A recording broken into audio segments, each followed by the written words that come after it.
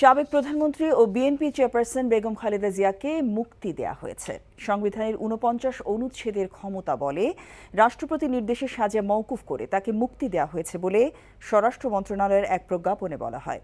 বর্তমানে রাজধানীর এভারকেয়ার হাসপাতালে চিকিৎসাধীন আছেন বিএনপি প্রধান। ২০১৮ সালের ৮ ফেব্রুয়ারি জিয়া অরফানেজ ট্রাস্ট মামলায় সাজা দিয়ে তাকে কারাগারে পাঠানো হয়।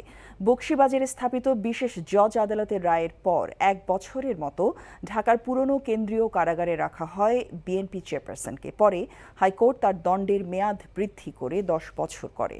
পরবর্তীতে জিয়া চ্যারিটেবল ট্রাস্টের আরেকটি মামলায় তাকে ৭ বছরের কারাদণ্ড দেয় আদালত। কারাগারে অসুস্থ হয়ে পড়লে ২০১৯ সালের মাঝামাঝি বঙ্গবন্ধু শেখ মুজিব মেডিকেল বিশ্ববিদ্যালয় হাসপাতালে ভর্তি করা হয়।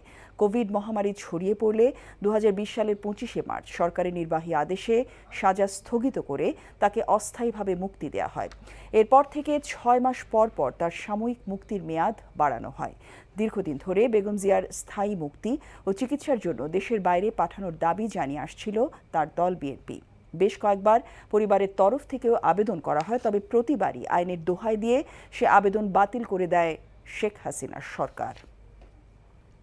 এরই মধ্যে সাবেক প্রধানমন্ত্রী ও বিএনপি চেয়ারপারসন বেগম খালেদা জিয়াকে মুক্তি দেওয়া হয়েছে। বেগম খালেদা জিয়া এখনও রাজধানী এভারকেয়ার হাসপাতালে চিকিৎসাধীন রয়েছেন। সেখানে আছেন আমাদের সহকর্মী জুনায়েদ আল হাবিব।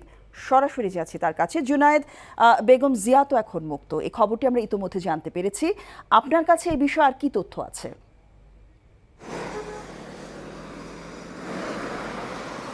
জসিন্তা, আসলে আপনি ঠিকই বলেছেন, ইতোমধ্যে রাষ্ট্রের এক নির্বাহী আদেশে বেগম জিয়াকে মুক্তি দেওয়া হয়েছে এবং তিনি এখন আসলে পুরোপুরি মুক্ত অবস্থায় রয়েছেন। তবে আপনি যেমনটি বলছিলেন যে তিনি এই মুহূর্তে আসলে রাজধানীর এভারকেয়ার হসপিটালে চিকিৎসাধীন রয়েছেন এবং আমরা কিছুক্ষণ আগে যে এভারকেয়ার হসপিটালটি রাজধানীর বসুন্ধরা আবাসিক এলাকায় অবস্থিত, সেখানে আমরা অবস্থান করছিলাম। আসলে আপনি জানেন যে বসুন্ধরা গণমাধ্যম কর্মীদের বিশেষ করে ক্যামেরা নিয়ে কাজ করার কিছু বিধিনিষেধ থাকার কারণে আসলে আমরা ভিতরে খুব বেশিক্ষণ অবস্থান করতে পারিনি। তবে আমরা যতটুকু সময় ওখানে উপস্থিত ছিলাম, আসলে এখন পর্যন্ত বিএনপির রাজনৈতিক কোনো নেতৃবৃন্দকে কিন্তু আমরা চোখে পড়েনি আমাদের যে বেগম জিয়ার সাথে দেখা করতে আসার বিষয়। তবে তার ব্যক্তিগত চিকিৎসক একটি খুদে বার্তা দিয়েছেন, গণমাধ্যমকে পাঠিয়েছেন। তিনি যেমনটা জানিয়েছেন যে আসলে বেগম জিয়া সবাইকে শান্ত থাকার জন্য আহ্বান জানিয়েছেন এবং তিনি এখনও চিকিৎসাধীন রয়েছেন। আসলে আপনারা জানেন যে দীর্ঘদিন ধরে আসলে বেগম জিয়া নানা ধরনের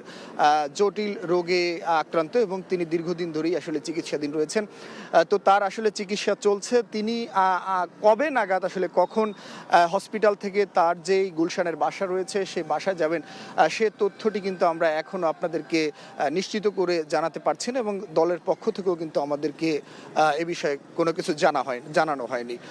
তো সবকিছু মিলিয়ে আসলে আমরা অপেক্ষা করছি কখন তিনি হসপিটাল থেকে তার বাসার উদ্দেশ্যে যাবেন কিংবা রাজনৈতিক নেতৃবৃন্দ তার সাথে দেখা করতে আসবেন বা বেগম জিয়ার নতুন কোনো বার্তা দিবেন কিনা। যদি আমরা পাই, পরবর্তীতে আমরা আপনাদেরকে আবারও জানিয়ে দিব। জসিন্তা।